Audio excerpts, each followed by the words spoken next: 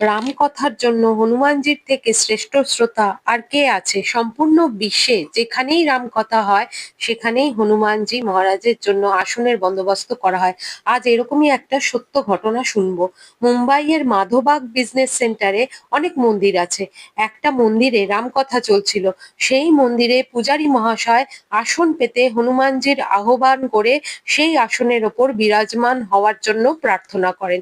সব শেষে কথা বিসর্জন হলে তিনি আসন আবার যথাস্থানে রেখে দেন। এক উকিল মহাশয় শ্রোতাদের মাঝখান থেকে উঠে দাঁড়িয়ে পড়েন। তিনি পূজারীকে বলেন, কি আজে বাজে জিনিস করছো? না তো কোনো হনুমানজি আছে আর না অন্য কেউ আছে।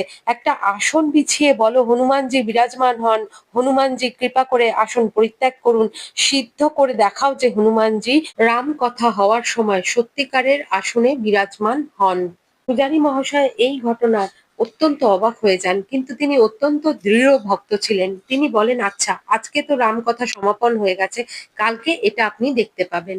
তিনি সারা রাত হনুমানজির সামনে প্রার্থনা করতে থাকেন এবং বলেন, প্রভু, আমি জানি আপনি প্রত্যেক রামকথায় আমার সঙ্গে উপস্থিত থাকেন এবং যতক্ষণ না রামকথা সমাপন হয় ততক্ষণ আপনি ওই আসনেই বিরাজমান থাকেন। কিন্তু আমি তো কাউকে সেই কথা বিশ্বাস করাতে পারবো না, কারণ আমার সেই সামর্থ্য নেই। এটা সবার আস্থার প্রশ্ন। আপনাকে কোনো না কোনো চিহ্ন দিতেই হবে। পরের দিন পূর্বের মতোই রামকথা শুরু হওয়ার আগে আসন পেতে হনুমানজির আহ্বান করেন। উকিলবাবুও যথাসময়ে উপস্থিত হন।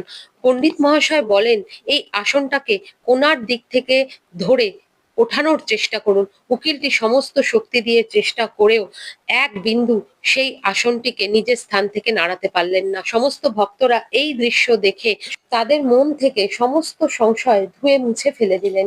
স্বয়ং হনুমানজি পূজারী মহারাজের কথা সিদ্ধ করে দেখালেন এবং তিনি প্রমাণ করে দিলেন রামকথার রস আস্বাদন করার জন্য হনুমানজিও অত্যন্ত ব্যাকুল হয়ে থাকেন এবং তাকে আহ্বান দৃঢ় মনে করলে তিনি নিশ্চিত রূপে এসে আসনে বিরাজমান হন এবং রামকথা অত্যন্ত প্রসন্ন চিত্তে শোনেন।